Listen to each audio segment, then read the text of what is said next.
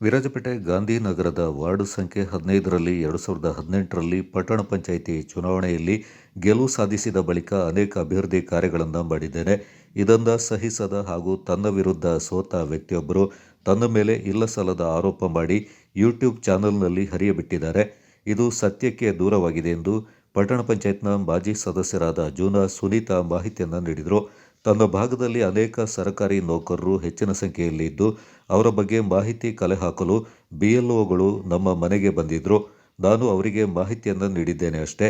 ನಮ್ಮ ಮನೆಯಲ್ಲಿ ಸುಮಾರು 80 SIR ಅರ್ಜಿಗಳನ್ನು ಇಟ್ಟುಕೊಂಡಿದ್ದೇನೆ ಎಂದು ಆರೋಪ ಮಾಡಿದ್ದಾರೆ. ನನ್ನ ಮನೆಯಲ್ಲಿ ನಮ್ಮ ಕುಟುಂಬದ ಮತ್ತು ನಮ್ಮ ಕಾರ್ಮಿಕರ 5 ಅರ್ಜಿಗಳು ಮಾತ್ರ ಇದೆ. ಸಂಬಂಧಪಟ್ಟ ಅಧಿಕಾರಿಗಳು ನಮ್ಮ ಮನೆಗೆ ಬಂದು ಹುಡುಕಾಟ ನಡೆಸಬಹುದು. ಮುಂದಿನ ದಿನಗಳಲ್ಲಿ ಇವರ ಬಗ್ಗೆ ಕಾನೂನು ಕ್ರಮ ಕೈಗೊಳ್ಳುವುದಾಗಿ ಜೂನ ಸುನೀತಾ ಮಾಹಿತಿಯನ್ನು ನೀಡಿದರು. ಗಾಂಧಿನಗರ 15ನೇ ವಾರ್ಡಿನಿಂದ ಚುನಾಯಿತ ಪ್ರತಿನಿಧಿಯಾಗಿ ಕಳೆದ ಬಾರಿ 2018ರಲ್ಲಿ ಗೆದ್ದು ಬಂದಿದ್ದೀನಿ. ನನ್ನ ವಿರುದ್ಧ ಸೋತ ವ್ಯಕ್ತಿಯ 2018ರಿಂದ ನನ್ನ ಮೇಲೆ ಇಲ್ಲದ ಸಲ್ಲದ ಆರೋಪವನ್ನು ಮಾಡ್ತಾ ಬಂದಿದ್ದಾರೆ. ಮತ್ತು ಈಗ ನಾನು SRI ಪ್ರತಿಕ್ರಿಯೆ ಆಗ್ತಾ ಇದೆ ಅಂತ ಹೇಳ್ತಾ ಇದ್ದಾರೆ. ಇದರಲ್ಲಿ ನನ್ನ ಮನೆಯಲ್ಲಿ 80 ಫಾರ್ಮ್ಗಳನ್ನು ಮಡಗಿದ್ದಾರೆ ಅಂತ ಹೇಳಿ ನನಗೆ ಇಲ್ಲದ ಸಲ್ಲದ ಆರೋಪ ಮಾಡಿದ್ದಾರೆ. ನಿಜವಾಗಿಯೂ SRIಯಲ್ಲಿ ನಮಗೆ ನಮ್ಮ ಪಕ್ಷದ ಸಿದ್ಧಾಂತ ಪ್ರಕಾರ ನಮ್ಮ ಪಕ್ಷದವರು ಹೇಳಿಕೊಟ್ಟಂಗೆ ನಾವು ಅವರಿಗೆ ಮಾಹಿತಿ ಕೊಟ್ಟಿದ್ದೀನಿ. ಹೊರತು ನಮಗೆ 80ನ್ನು ತಗೊಂಡು ಬಂದು ಮಡಗುವಂಥ ಅವಶ್ಯಕತೆ ಇಲ್ಲ.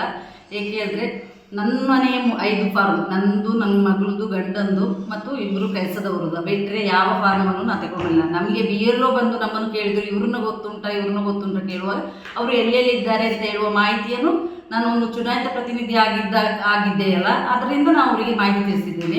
ಏಕೆ ಗಾಂಧಿನಗರ ನಾನು ಸ್ಥಾಯಿ ಸಮಿತಿ ಅಧ್ಯಕ್ಷನೂ ಆಗಿದ್ದೆ. ನಮ್ಮ ವಾರ್ಡಿಗೆ ತುಂಬ ಬೇಕಾದಷ್ಟು ಕೆಲಸ ಮಾಡಿದ್ದೀನಿ. ಇದನ್ನು ಸಹಿಸದವರು ಇದು ಮಾಡ್ತಾ ಇದ್ದಾರೆ. ನಮ್ಮ ಗಾಂಧಿಯಿಂದ ವಾರ್ಡಿನ ಪ್ರತಿಯೊಬ್ಬರಿಗೂ ನಮ್ಮನ್ನು ಚೆನ್ನಾಗಿ ಗೊತ್ತುಂಟು.